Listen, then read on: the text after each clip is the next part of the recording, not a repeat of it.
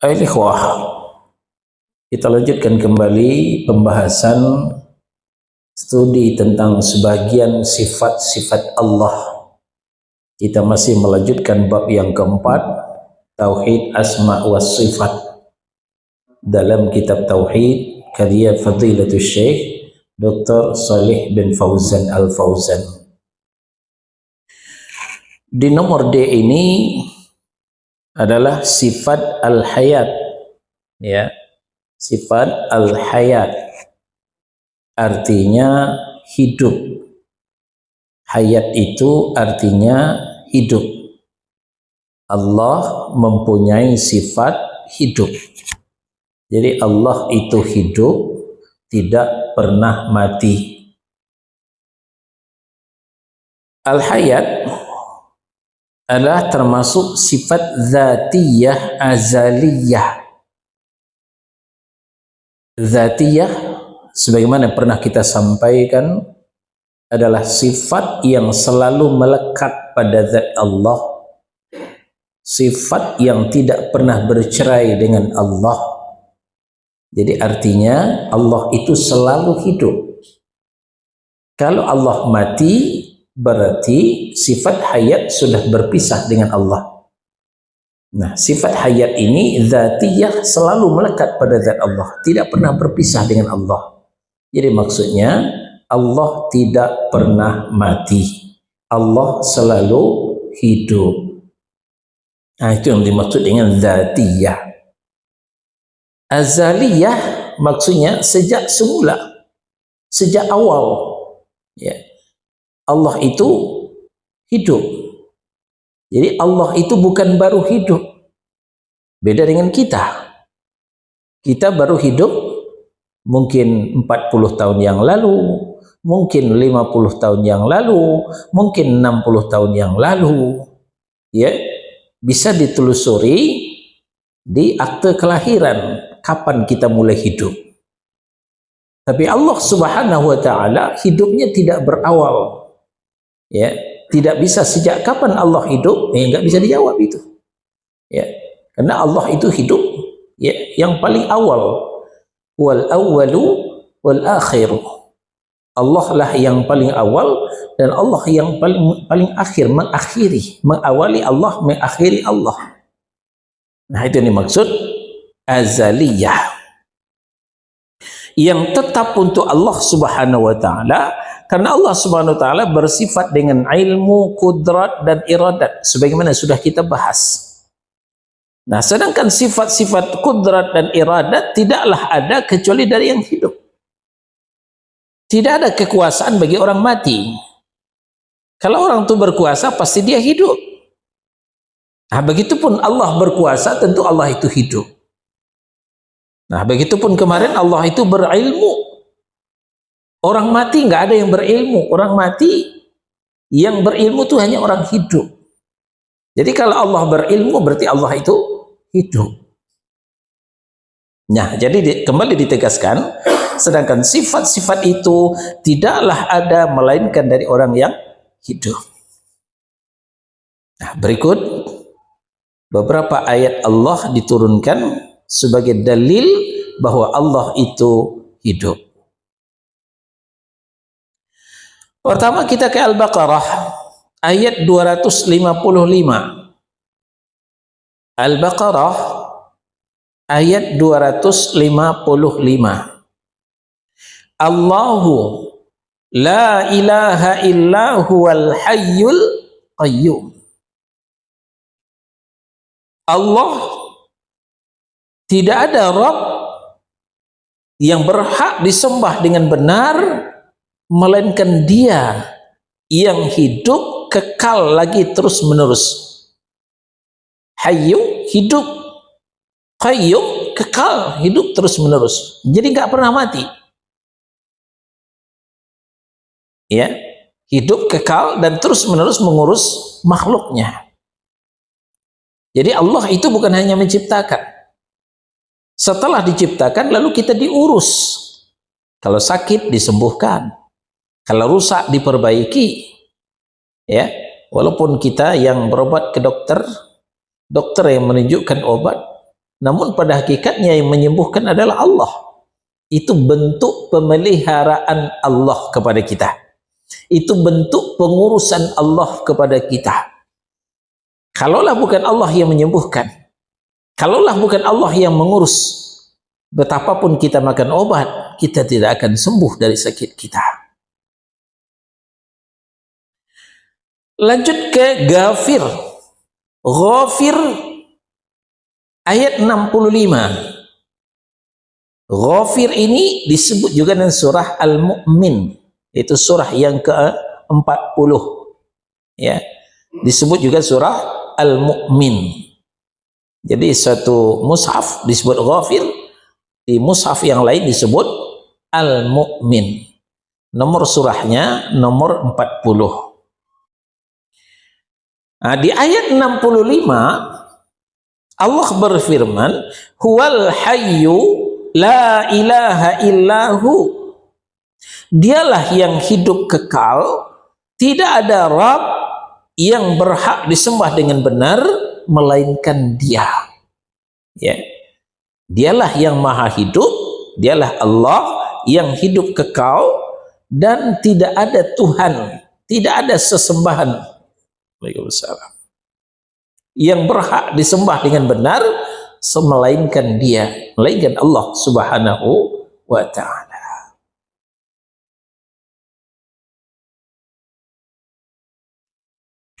Dalil yang ketiga ada di Al-Furqan.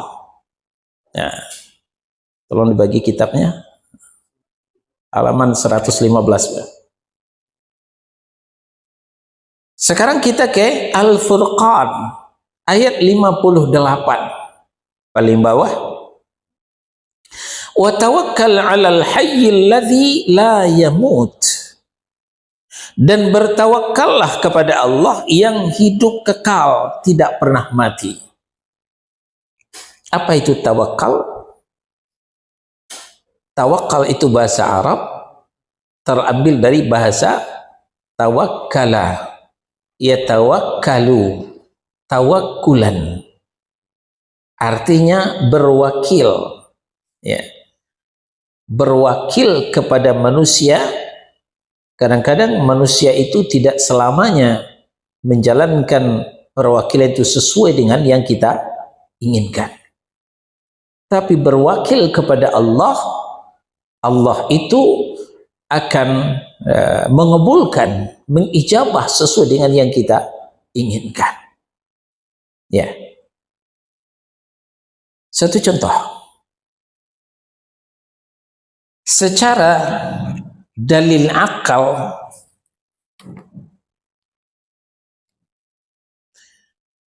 kita tidak akan berani naik pesawat.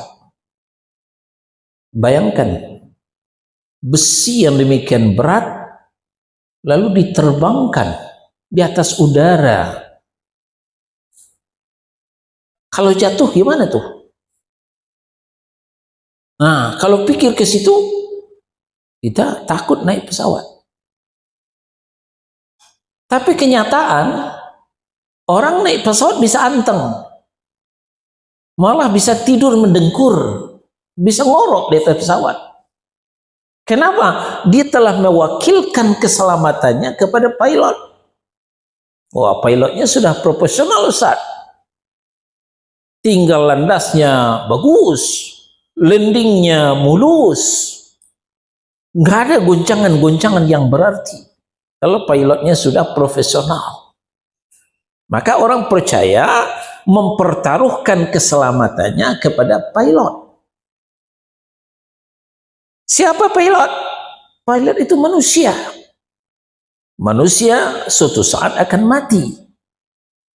Kebayang enggak oleh kita kalau pilotnya mati sedang membawa pesawat itu? Tapi itu enggak kepikir bagi kita.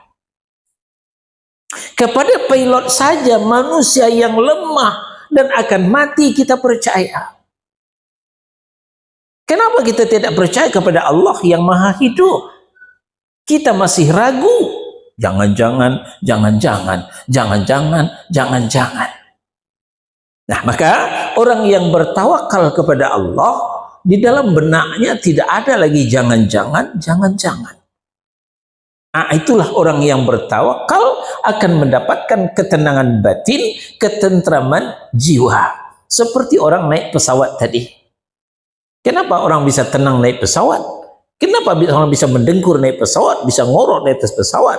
Karena dia kenal dengan pilotnya, dia tahu dengan pilotnya profesional, dia percaya kepada pilotnya akan menerbangkan pesawat dengan baik sehingga dia bisa selamat. Nah, inilah kelemahan manusia.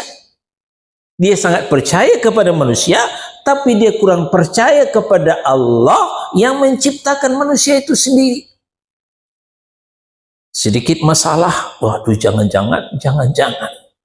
Sehingga nggak bisa tidur, makan tak enak, tidur tak nyenyak, disiksa oleh pikiran. Jangan-jangan, jangan-jangan. Lupa kepada Allah, Sang yang Maha Hidup, Sang yang Maha Penentu. Nah, ini pentingnya tawakal. Maka kita diundang oleh Allah Subhanahu wa taala, wa tawakkal 'alal hayyil ladzi la yamut, dan bertawakallah, berserah dirilah, tumpangkan keselamatanmu kepada Allah yang Maha Hidup kekal dan tidak akan mati. Supaya apa? Supaya jangan banyak pikiran juga, kata Allah Subhanahu wa taala. Ya, orang yang bertawakal itu dia akan mengurangi pikiran-pikiran yang tidak bermanfaat.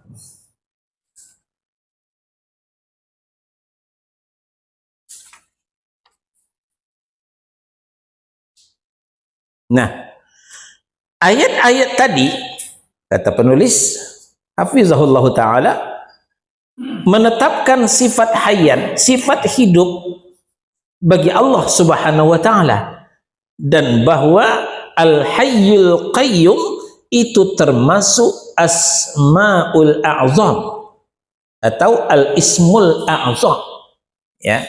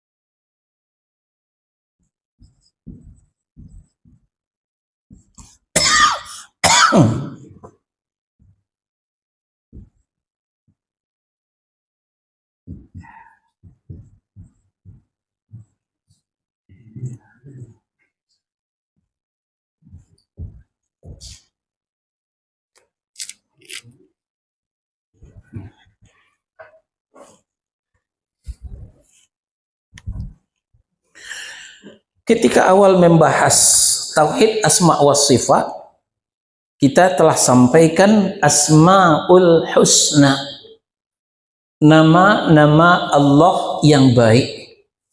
Ya, nama Allah itu tidak ada yang buruk. Nama Allah itu baik semua.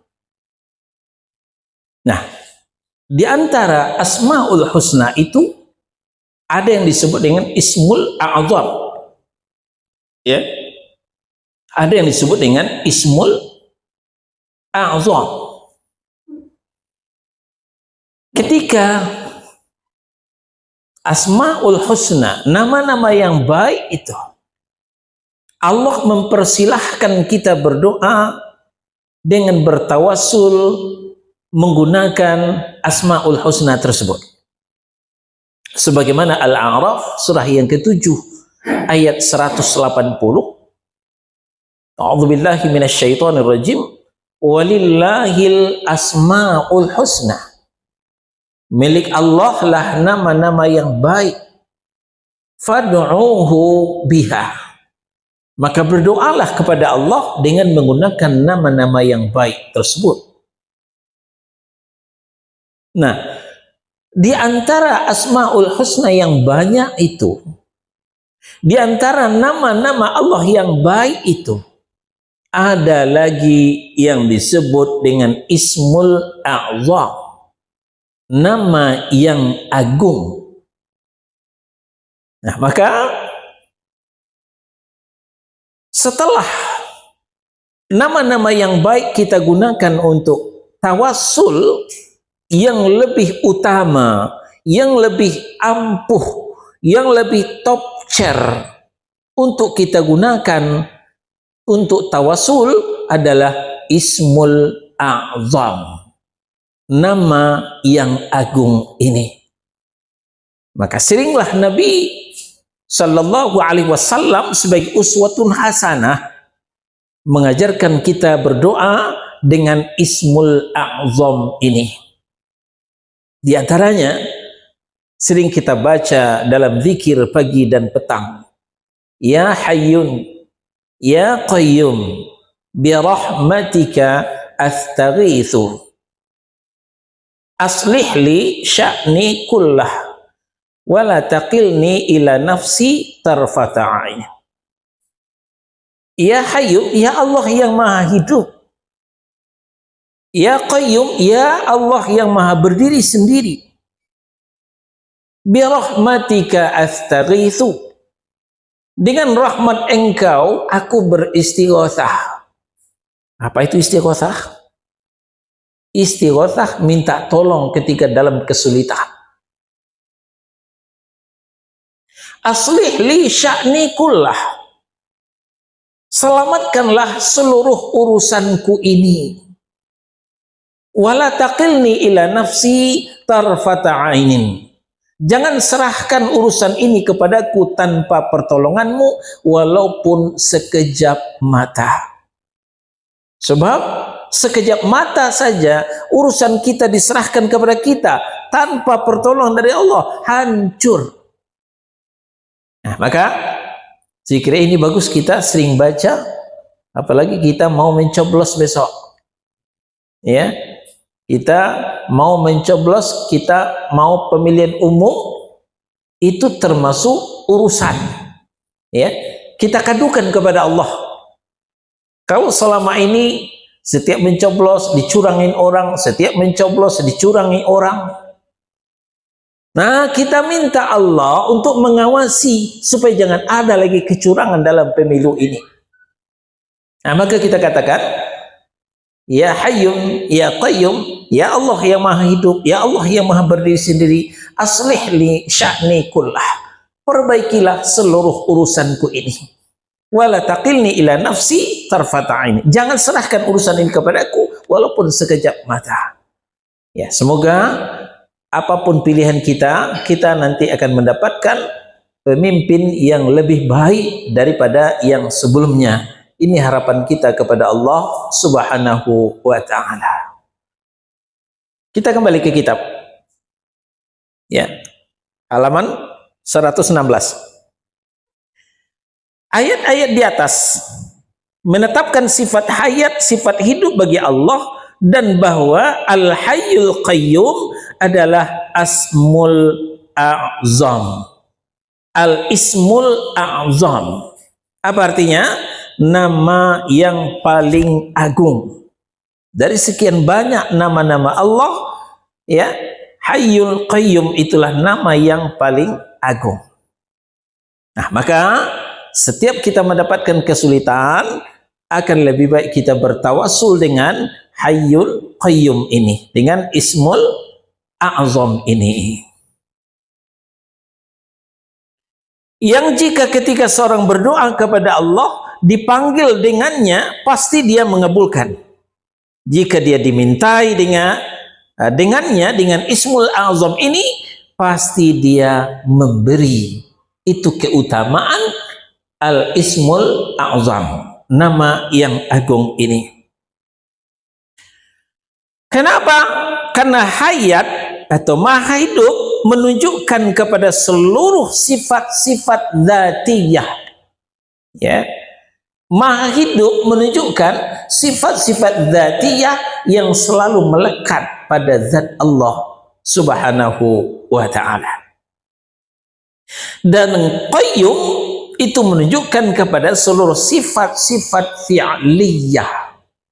Maka terangkumlah sudah antara sifat dzatiyah yang selalu melekat pada zat Allah dan sifat fi'liyah yang terkait dengan masyiah atau kehendak Allah Subhanahu wa ta'ala.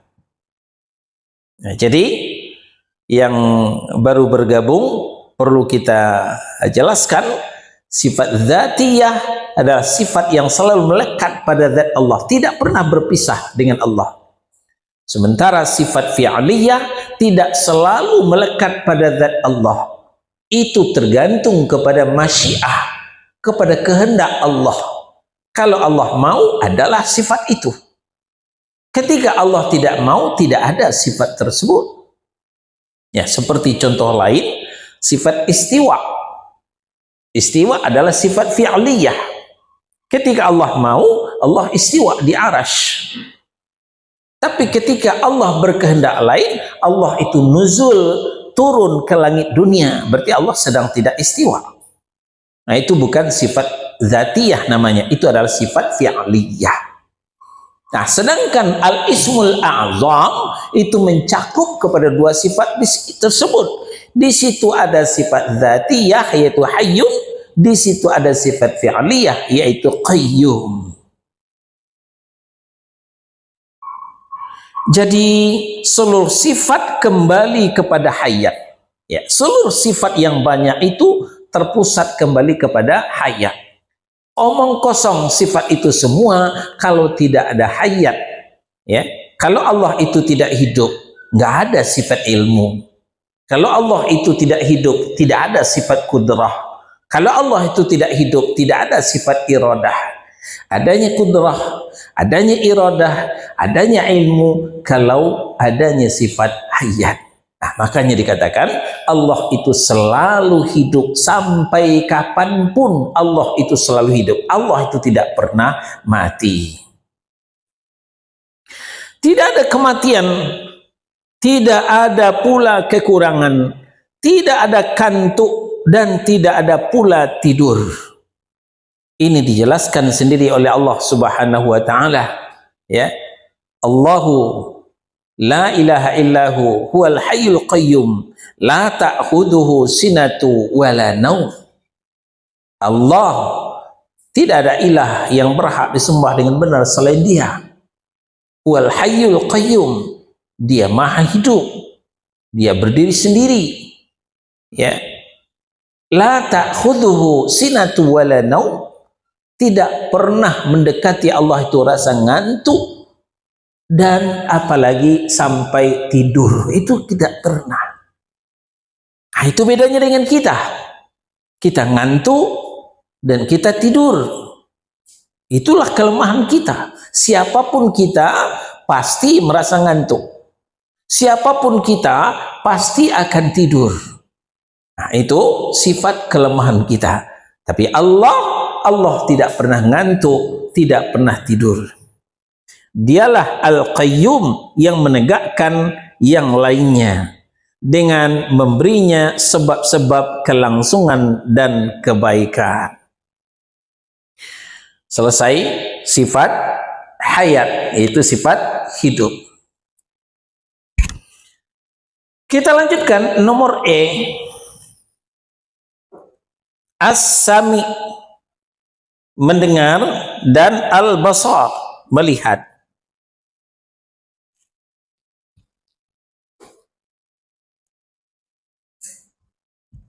Sifat nomor E adalah As-Sam, artinya maha mendengar. Wal Basar, dan maha melihat. Ini juga merupakan sifat dzatiyah. Ya, perhatikan di kitab, keduanya termasuk sifat dzatiyah. Mendengar, selalu Allah mendengar. Tidak pernah Allah itu budek, tidak pernah Allah itu tuli. Al-Basar, Allah itu selalu melihat. Allah tidak pernah buta dan tidak akan pernah buta. Nah, itu yang sifat dzatiyah. Allah mensifati dirinya dengan kedua-duanya dalam banyak ayat. Antara lain ada di Asy-Syura surah 42 ayat 11. Laisa kamitslihi syai'un wa huwas sami'ul basir.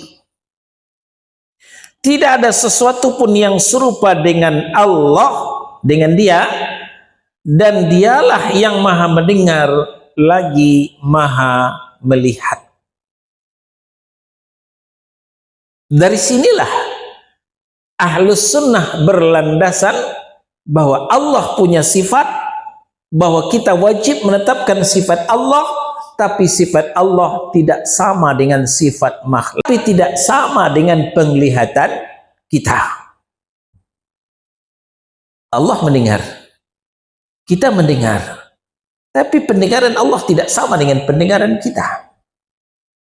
Kita bisa mendengar kalau ada suara, tapi kalau Allah mendengar tanpa suara pun bisa didengarkan oleh Allah. Bahkan yang bersuara saja tidak selamanya kita bisa mendengar. Mungkin kita yang masih 50 ke bawah masih bisa mendengarkan setiap suara. Coba yang 50 ke atas, umur 60, apalagi 70, mulai dikurangi pendengaran oleh Allah. Kakek nenek makanya sering diteriakin oleh cucunya, nenek, kakek, apaan? Wah, kakek budak sih, kata cucunya. Karena memang wa man nu'ammirhu nunaqqishu. Barang siapa dipanjangkan umurnya, maka dikurangi fasilitasnya. Pendengarannya dikurangkan, penglihatannya juga dikurangi oleh Allah Subhanahu wa taala. Itu bedanya pendengaran Allah dengan pendengaran kita. Begitu pun penglihatan Allah. Allah melihat, kita juga melihat. Tapi penglihatan Allah tidak sama dengan penglihatan kita.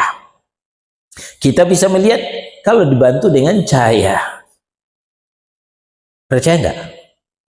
Kalau enggak percaya, matikan lampu sebentar. Kita enggak bisa melihat. Semuanya gelap. Lumpuh pandangan kita tanpa cahaya. Dengan cahaya saja pandangan kita terbatas. Tidak selamanya kita bisa melihat walaupun dengan cahaya. Dan tidak semua bisa kita lihat walaupun dengan cahaya. Perhatikan baik-baik. Tidak selamanya kita bisa melihat walaupun dengan cahaya. Kakek nenek memasukkan benang ke dalam jarum sudah pakai cahaya yang terang. Selalu begitu, enggak masuk-masuk. Kenapa? Pandangannya terbatas, penglihatannya terbatas. Dan juga tidak selamanya dengan cahaya, tidak semuanya bisa kita lihat. Ya, umpamanya ada semut yang bergerak tuh di baju hitam, di celana hitam, saya nggak bisa melihat di sini. Begitu terbatasnya pandangan kita, walaupun sudah dibantu cahaya. Tapi Allah Subhanahu wa taala walaupun tanpa cahaya itu tidak luput dari pandangan Allah Subhanahu wa taala. Para ulama sering mengibaratkan walaupun semut hitam merayap di atas batu hitam di tengah kegelapan malam, itu tidak luput daripada penglihatan Allah Subhanahu wa taala. Itu sama dan basar. Sekarang kita lihat dalil-dalil. Tadi sudah Asy-Syura surah 42 ayat 11. Kita lanjut ke An-Nisa surah 4 ayat 58. Innallaha kana sami'an basira.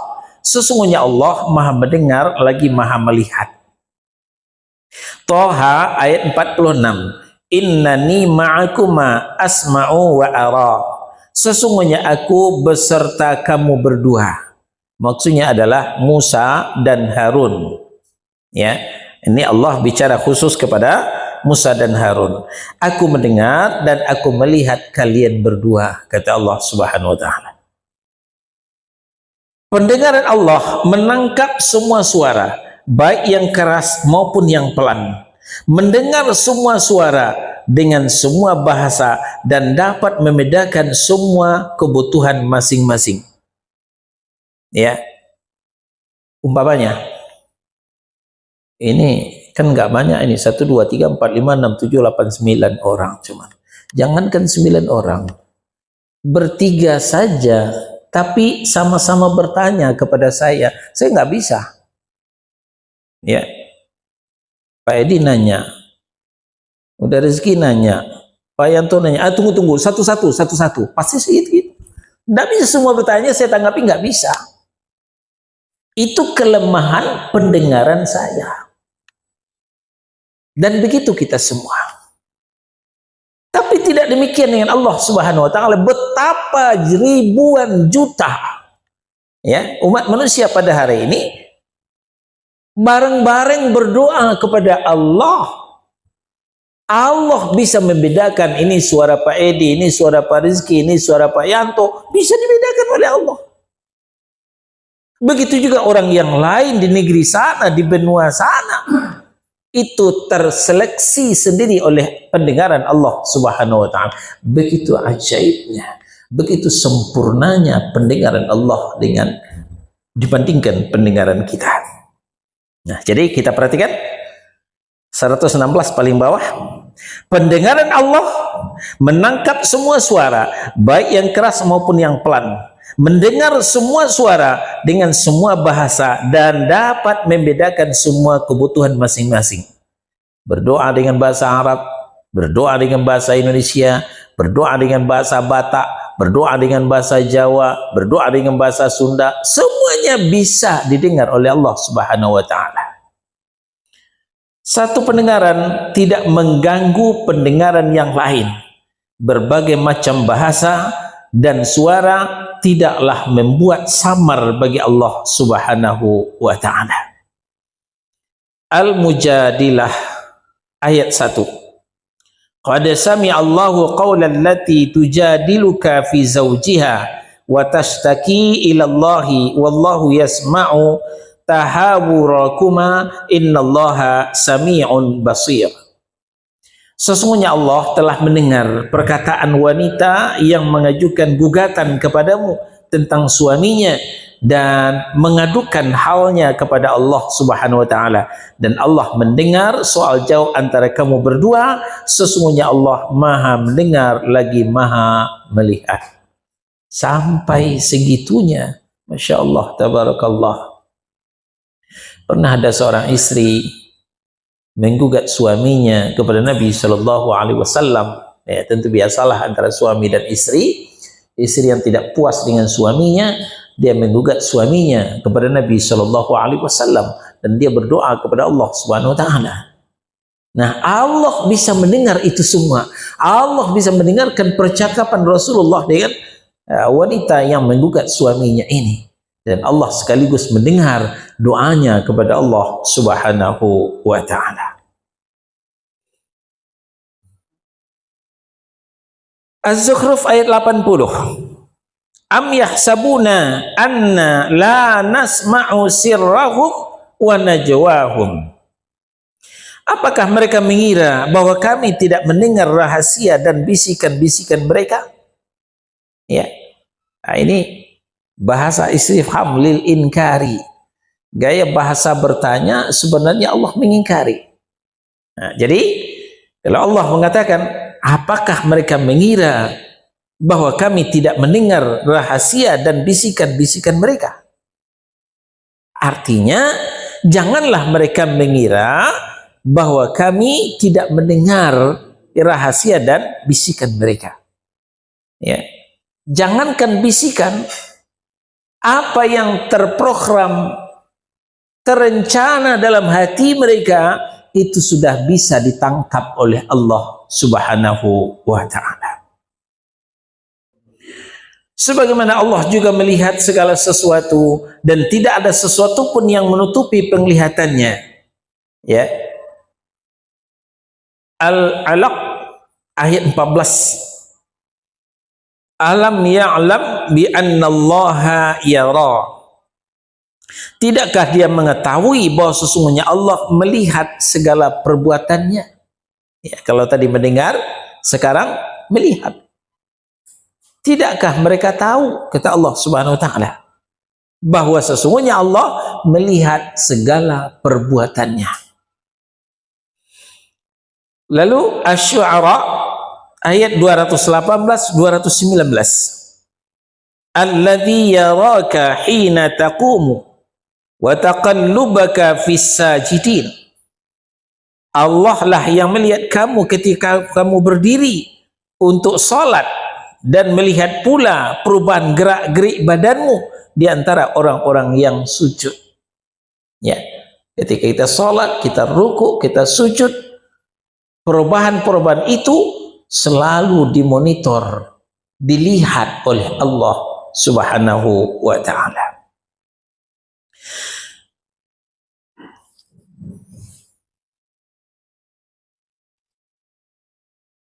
Kemudian di At-Taubah ayat 105.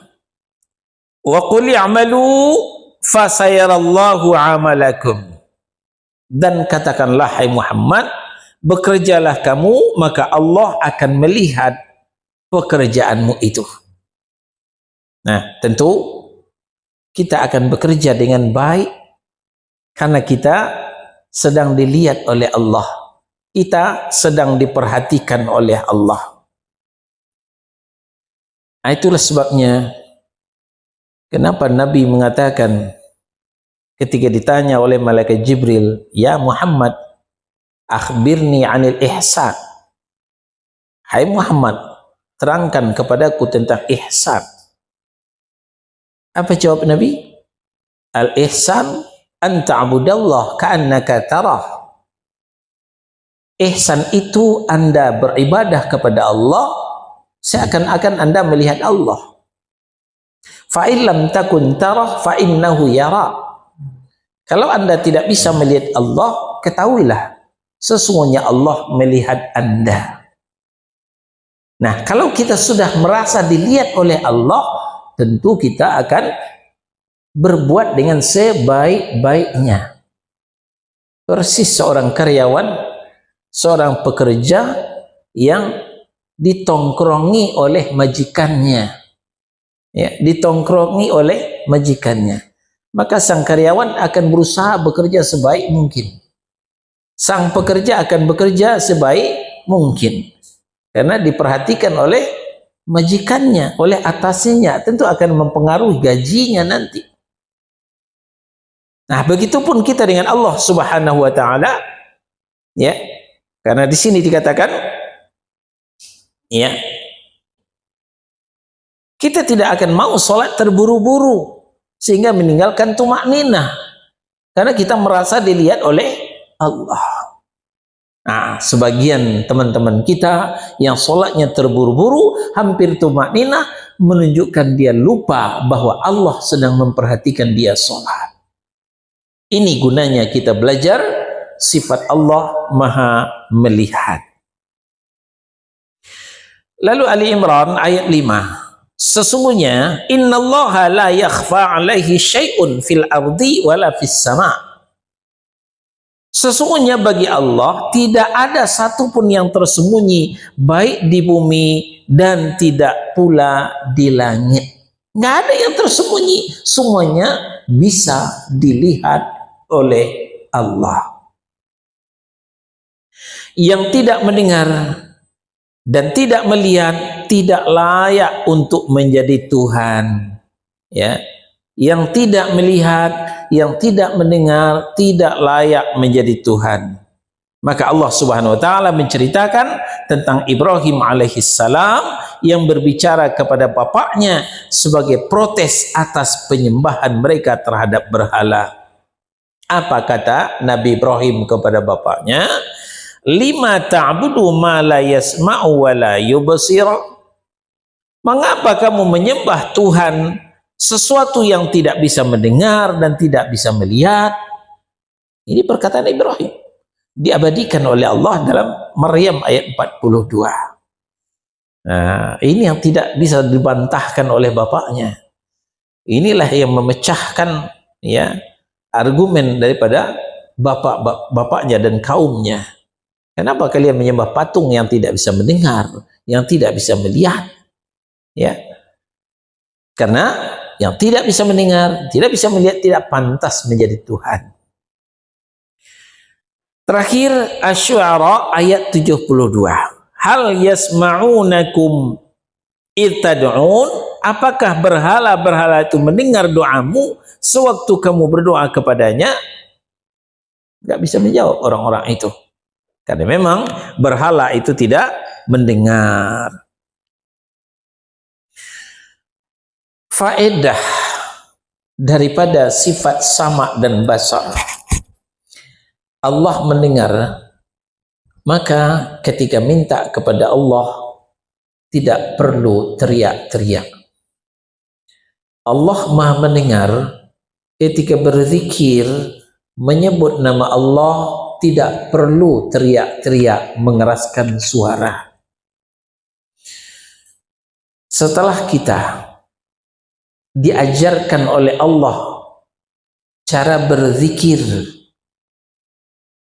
di dalam Al-A'raf surah yang ke-7 ayat 205. Wadhkur rabbaka fi nafsika tadarruan wa khifatan wa dunal jahr. Berzikirlah kamu, sebutlah nama Tuhanmu dalam dirimu. Tadarruan dengan rendah hati, wa khifatan dengan rasa takut, wa dunal jahr tanpa mengeraskan suara. Lalu diceritakan oleh Abu Musa Al-Asy'ari. Dulu kata Abu Musa, ada orang berzikir dengan suara yang keras, bertakbir dengan suara yang keras. Spontan ditegur oleh Nabi Sallallahu Alaihi Wasallam, ayuhan nas, hai manusia, irba'u ala anfusikum, sayangilah diri kalian. Innakum la tad'una as-samma wala ghaiban. Sungguhnya kamu bukanlah menyeru zat yang buta, yang tuli, wala ghaiban, bukan pula yang jauh. Walakinnakum tad'una sami'an qariban. Sesungguhnya kalian menyeru Allah, zat yang maha mendengar lagi maha dekat. Nah, ini faedah kita ambil. Orang yang sudah belajar bahwa Allah itu punya sama, maha mendengar, maka berzikir tidak lagi teriak-teriak. Percuma itu sami, basar, kalam, ya, maha mendengar, maha melihat dan berbicara. Tapi kalau zikir masih kencang-kencang, nggak percaya Allah itu maha mendengar, kok masih teriak-teriak? Maka kata Allah Subhanahu wa taala, wadunal jahri, tanpa mengeraskan suara. Mengeraskan suara saja tidak perlu, apalagi pakai pengeras suara. Untuk apa zikir teriak-teriak? Mengganggu orang lain. Untuk apa zikir kencang-kencang pakai sound system? Allah itu maha mendengar. Nah, ini faedah yang bisa kita ambil daripada sifat sama. Nah, kemudian sifat basar. Basar adalah maha melihat. Tidak ada yang tersembunyi bagi Allah, baik di langit maupun di bumi. Ya, kita ngumpet masuk kamar. Mungkin orang-orang nggak lihat. Ya, tapi Allah selalu melihat. Ini kita buktikan kemarin Ramadan. Insya Allah tidak lama juga lagi Ramadan. Ya, pertengahan Maret, insya Allah kita masuk lagi Ramadan. Coba di bulan Ramadan, di siang bolong, perut ini lagi lapar, kerongkongi terasa perih minta disiram. Qadarullah, istri lagi keluar, anak-anak juga main keluar, nggak ada yang di rumah, kita sendiri. Kita diam-diam buka kulkas, minum seteguk dua teguk, lumayan kan? Enggak ada orang lihat. Kenapa itu tidak kita lakukan? Karena kita tahu, kita mengerti Allah selalu melihat. Kemanapun kita pergi, dimanapun kita berada, tidak luput daripada pandangan Allah Subhanahu wa ta'ala. Maka jangan macam-macam dengan Allah. Orang bisa kita tipu, masyarakat bisa kita kelabui, orang bisa nggak nampak, tapi Allah selalu melihat apa yang kita kerjakan. Ini supaya kita lebih berhati-hati. maka berbuatlah yang baik-baik saja, tinggalkanlah perbuatan-perbuatan yang buruk, karena kita malu dilihat oleh Allah ketika kita sedang berbuat yang buruk. Itulah faedah yang bisa kita ambil dari sifat sama dan basar, dan kesemuanya itu adalah berurat berakar tunggang kepada sifat hayat, sifat hidup tadi. Baik, sampai di sini dulu. Insyaallah pekan depan kita lanjutkan kepada al-kalam, berbicara. Silahkan yang mau bertanya.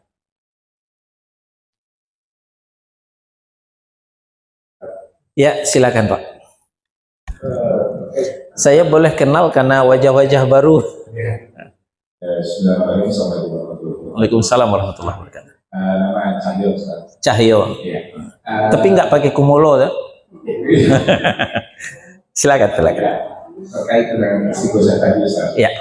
Mungkin bisa dijelaskan istighosah ini sebenarnya pengertian biasa yang sesuai syariatnya ini seperti apa? Karena mungkin sebenarnya itu kalau saat kemarin baca di beberapa grup hari Kamis besok ini ada istighosah itu di Kemayoran ya, di Kecil misalnya. Iya. Ya, artinya ini menjadi tanda sebenarnya istighosah rame-rame seperti ini sesuai syariat atau diperbolehkan atau enggak sih sebenarnya. Nah, Ya. Mungkin kalau bayangan saya dengan dia di Hoji Kemayoran, artinya kan mungkin di dalam ya tidak terlalu membuat kemacetan, tapi dia mengumpulkan orang untuk meminta kepada Allah secara rame-rame gitu. Kalau mungkin kalau itu mengganggu orang atau seperti memasukkan dan sebagainya mungkin bisa itu memang tidak boleh. Tapi kalau artinya dia bisa di minimalisir atau dipusatkan di satu tempat yang itu bisa diminimalkan resikonya, apakah diberikan. Baik. Waalaikumsalam warahmatullahi wabarakatuh. Jadi tingkatan berdoa itu, ya, tingkatan meminta, ya. Yang biasa-biasa kita berdoa itu sudah biasa, ya, biasa. Ada tingkatan setelah itu, ya, isti'anah, ya. Di atas itu lagi istighotsah. Kalau cuma doa, ya, sebagaimana dikatakan oleh hadis pesan Nabi kepada Abdullah ibnu Abbas, "Idza sa'alta fas'alillah." Kalau minta, mintalah kepada Allah. Itu biasa, permintaan biasa-biasa. Lalu lanjut kata Nabi, "Idza sta'anta fasta'in billah." Kalau minta tolonglah kepada Allah. Kalau sa'alta, minta apa saja, umum itu. Kalau idza sta'anta, minta tolong, itu sudah khusus. Ya, sudah khusus minta tolong, suatu hal yang tidak sembarangan kita minta tolong itu. Nah, di atas itu lagi namanya istighotsah. Ya. Istighotsah pernah dicontohkan oleh Nabi Shallallahu Alaihi Wasallam, dan ada sahabat yang ngintip.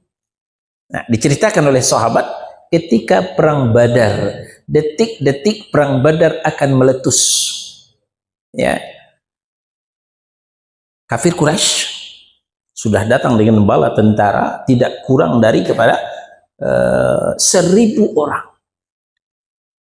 Lalu Rasulullah SAW cuma mengumpulkan 313 orang. Bayangkan saudara-saudara, 313 orang mau melawan 1.000 orang.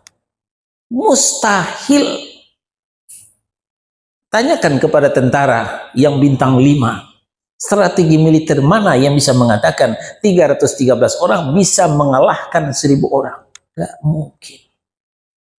Nah, di malam itu diceritakan oleh salah seorang sahabat, ketika orang sudah pada tidur semua, Rasulullah bangun sendirian, berdoa kepada Allah, beristighotsah kepada Allah Subhanahu wa Ta'ala. Di antara butir-butir doa beliau itu yang terdengar oleh sahabat, "Ya Allah, kalaulah kaum muslimin kalah Ya, kaum muslimin yang ini kalah, tidak ada lagi orang yang akan menyembahmu. Tidak ada lagi orang yang sujud kepadamu.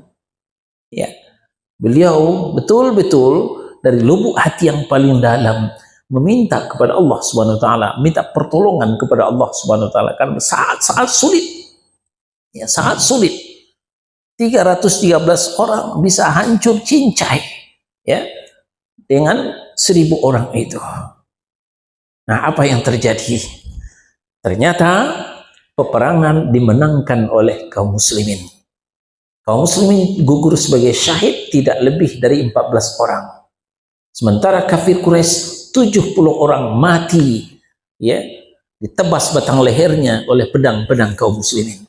70 orang lainnya menjadi tawanan diseret ke Madinah, yang selebihnya lari tunggang langgang ke Mekah. Kenapa?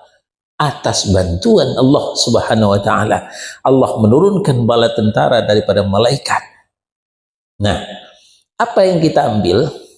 Istighatsah yang dicontohkan oleh Nabi Shallallahu Alaihi Wasallam bukan berjamaah, ya, bukan berjamaah, tapi sendiri-sendiri. Sama-sama beristighatsah boleh, tapi istighatsah bersama ini yang belum kita temukan dalilnya. Ya, sama-sama beristighatsah, masing-masing kita beristighatsah kepada Allah, masing-masing kita minta tolong kepada Allah atas kesulitan kita bersama. Apalagi kita mau pemilu, menentukan ya calon pemimpin kita yang terbaik, sama-sama istighatsah kita.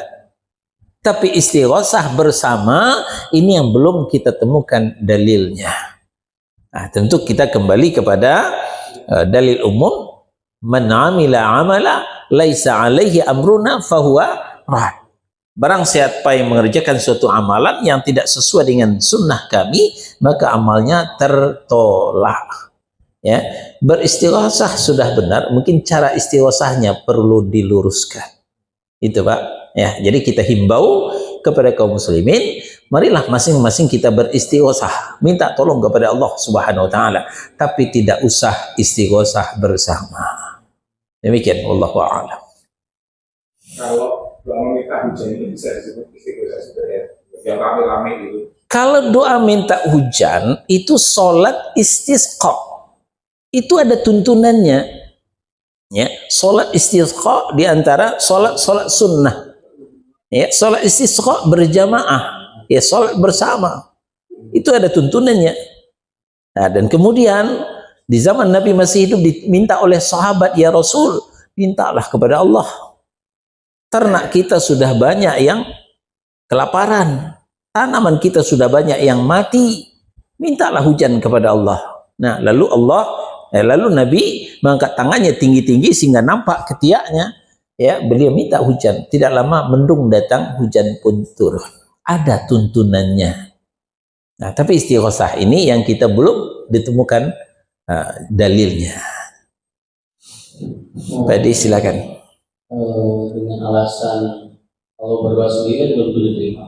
Kayaknya kalau berdoanya rame-rame itu salah satu di antara kita yang terima gitu alasannya gitu.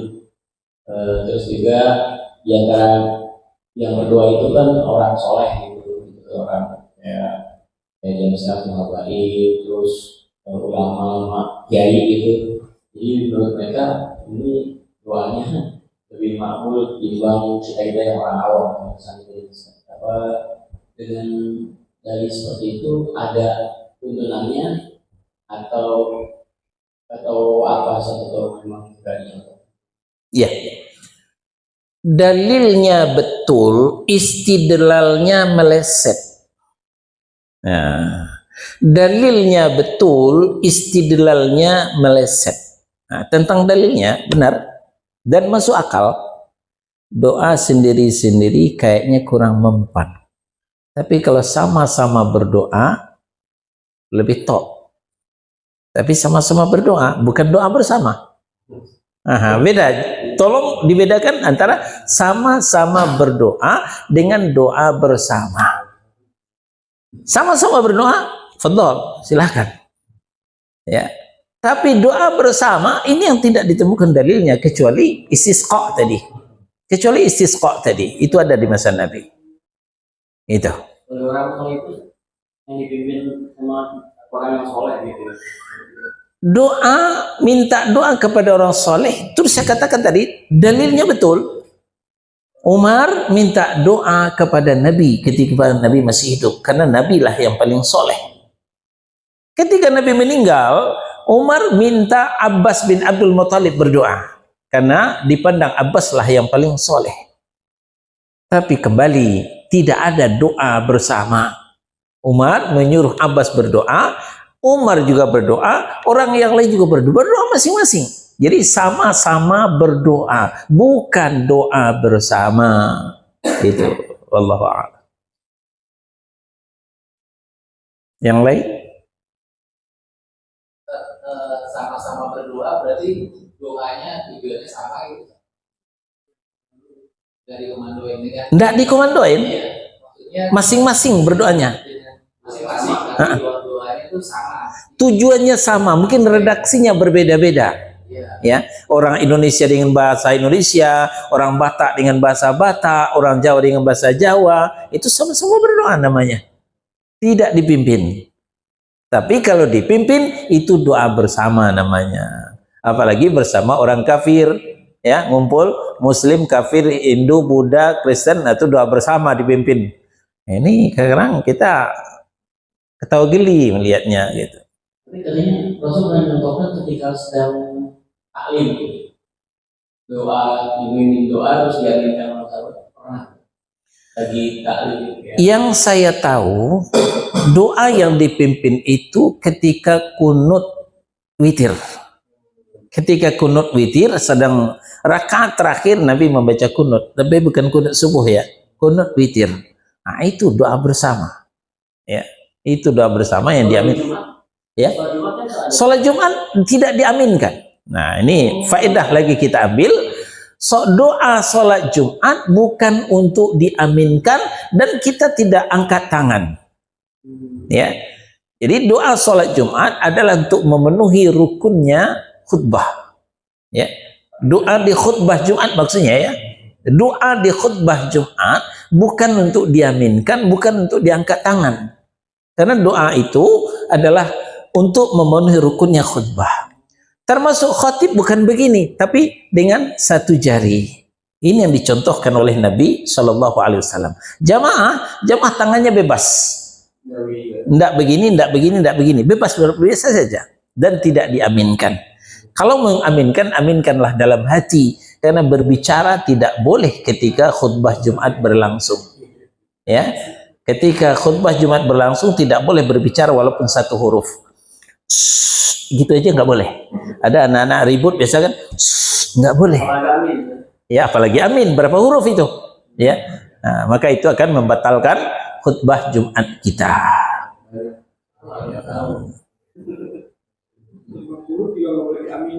Ya, kunut nazilah. Kalau kunut itu diaminkan, silahkan. Ya, diaminkan silahkan. Ya, wallahu a'lam ya.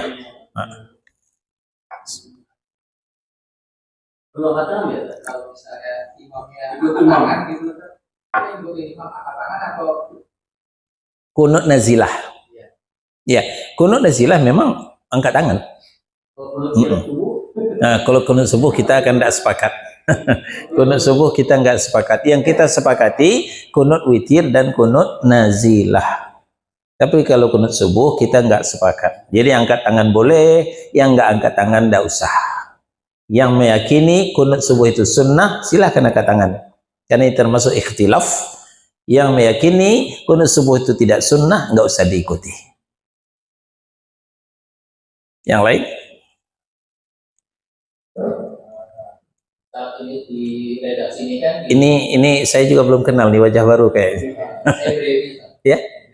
Baby. Ya. Tinggalnya Di Cempaka Indah. Cempaka Indah. Di Ya. sekolah. Oh gitu. Satu alma mater. Iya, silakan Pak. Iya, di redaksi ini kan ada disebutkan bahwa al-hayyul qayyum adalah al-ismul azam. Azam.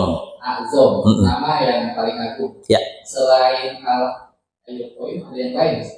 Ini yang ditunjukkan oleh Nabi Shallallahu Alaihi Wasallam. Hanya ini. Jadi di antara Asmaul Husna, nama-nama Allah yang baik yang banyak, ini lebih utama. Al-Ismul A'zam, nama yang lebih agung. Gitu. Ya. Maka Nabi beristighatsah dengan Al-Ismaul A'zam ini. Ya Hayyun, Ya Qayyum, bi rahmatika astaghitsu. Gitu. Ada lagi? Ya. Kalau tidak, kita tutup sampai di sini. Subhanakallahumma wa bihamdika, asyhadu an la ilaha illa anta